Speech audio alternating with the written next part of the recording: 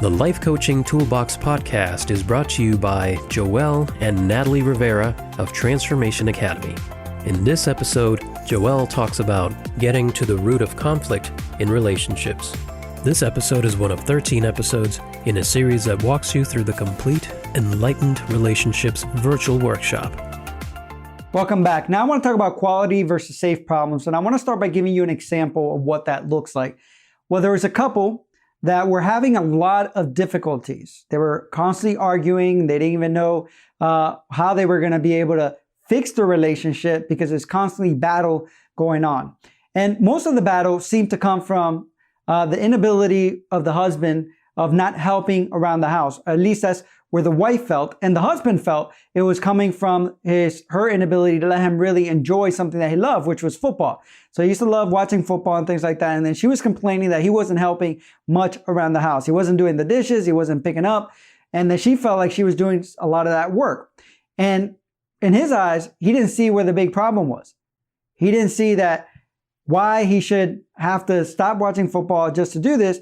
And she didn't see why football was more important. So they had this big argument and battle, and he was like, well, she knew me when she got into the relationship. And she's like, well, I wasn't expecting him not to contribute for the most part. But at the end of the day, what they kept arguing and bickering about was really safe problems, because the football was a safe problem and the dishes was a safe problem. The quality problem that they had was that she felt at her core that he was choosing football over her. She felt like that was more important to her. And really at her core, what she wanted was to be able to spend quality time with him. And at the core, he felt like she was making him choose between something that he really enjoyed instead of being able to enjoy that and possibly also help, because he felt like he was still doing dishes, helping around the house. But when it was football time, he wanted to be able to sit down and enjoy the game. And he wanted to be able to spend quality time with her too. He said, before when we first met, she used to sit down, watch the games with me. We used to laugh. We used to enjoy them, but now she doesn't do that anymore with me. So at the end of the day, at their both core was that he was feeling like she wasn't spending quality time the way they used to. And he was feeling like she was trying to take something away from him, while she was feeling like he wasn't spending quality time. So when they realized that their core issue, their core problem, was not this safe problem that they were hiding. It was really a quality problem of her feeling like maybe he doesn't love me anymore. And maybe him feeling like she wasn't really part of who she was when they first met. What they realized was that they can actually wanted the same thing, so they can actually come together and meet each other's needs. Because at their core, they really wanted that quality time. And she had a different perspective of what he meant with quality time, because her idea of quality time was very different. Wasn't sitting there watching a football game. However, once they realized that they both wanted the same thing, what ended up happening was that they developed strategies to be able to move forward. So they no longer needed those safe problems to kind of hold them back from the quality issues that they really dealt with. And they decided she actually started watching more games with him. But they also started spending more quality time doing other things that she wanted to. They would go out for walks together. They would do different things, spend time talking more about their day. And then the dishes and all that stuff actually came irrelevant. Who did them and when they got done. All the little things that they would argue about were truly irrelevant because they were getting their needs met. And that's really the power of knowing the difference between safe problems that you're just masking a deep core issue that's really impacting your relationship. Because once you understand the quality problems, then you can move forward, truly understanding what's going to help the relationship work. So now you're wondering what truly is safe versus a quality problem. And what it is really getting to the root.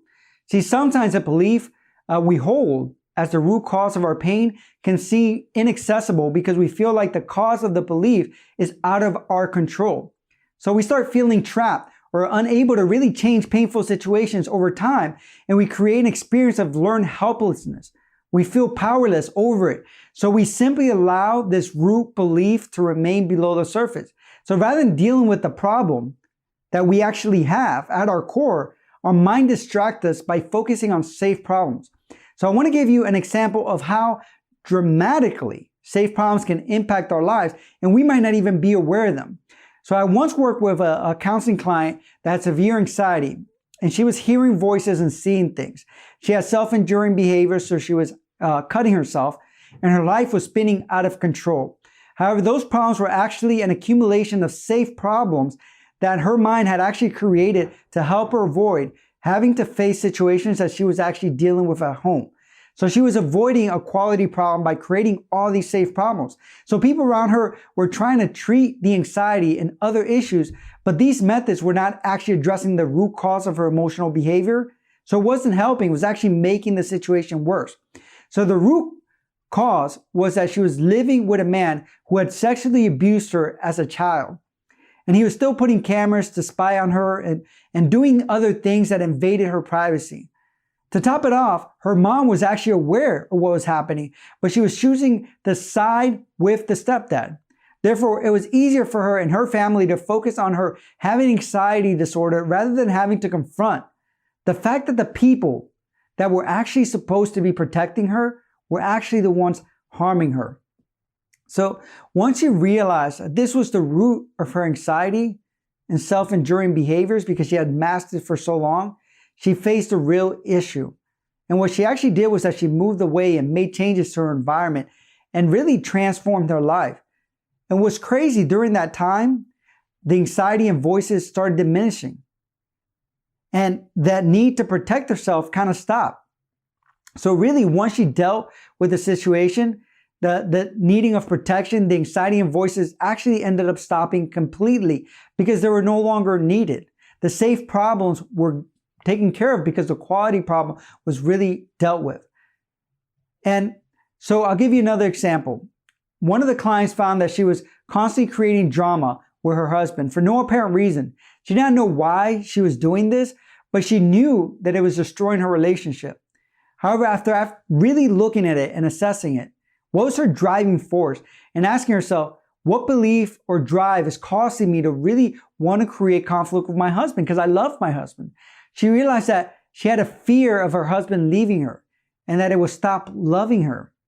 So she realized that she had associated love and connection with arguing and making up because that is what she saw with her parents. She believed that as long as she was emotionally attached, he would argue back and forth because it showed that he cared. So she argued about a bunch of stuff. She created all these safe problems so she could feel like there was connection. But once she realized that she was able to deal with her fears and insecurities and found other ways to truly connect to her husband. So rather than relying on creating a fight just to enjoy the makeup period or to feel that they were truly connecting or that he truly loved her because he was reacting, they did other things to really get to the root of the issue and really save their marriage and their relationship. But you might say these examples might seem extreme, but it's just to give you a quick picture of the unconscious mind and really the way that it influences us when it comes to quality and safe problems. So there are two types of problems that I've already mentioned, obviously, the quality and the safe problem. See, a safe problem is an issue that really lingers and affects our life, but the solution is really within our control. We can do something about it. At the end of the day, a quality problem is a problem that, if changed, would significantly alter or impact our identity, our environment, our quality of life.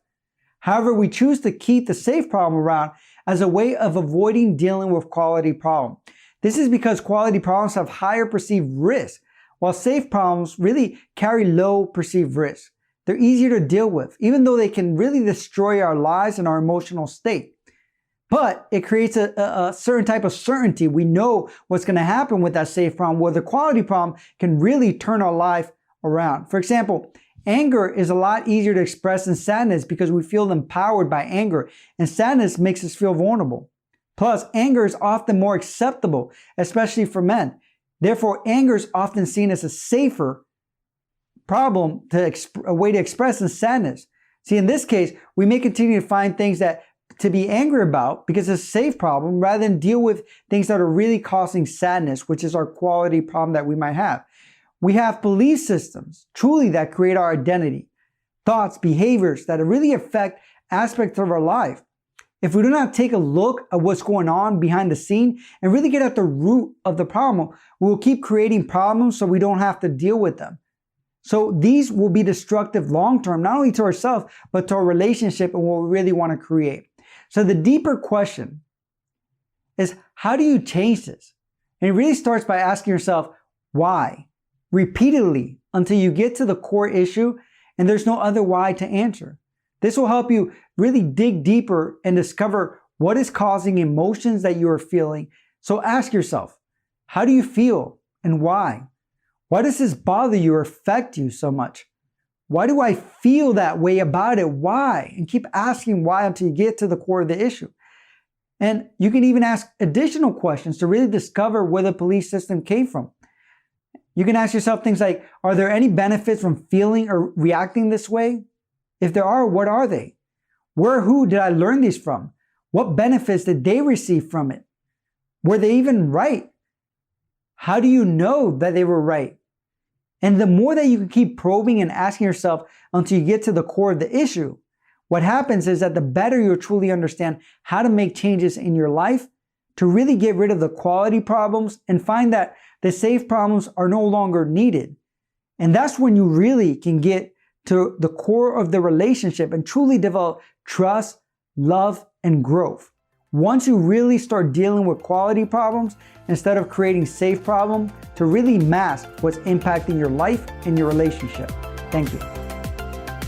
Visit transformationacademy.com/toolbox to download free life coaching worksheets that go with the activities discussed in this podcast, plus other resources for creating a thriving life coaching business.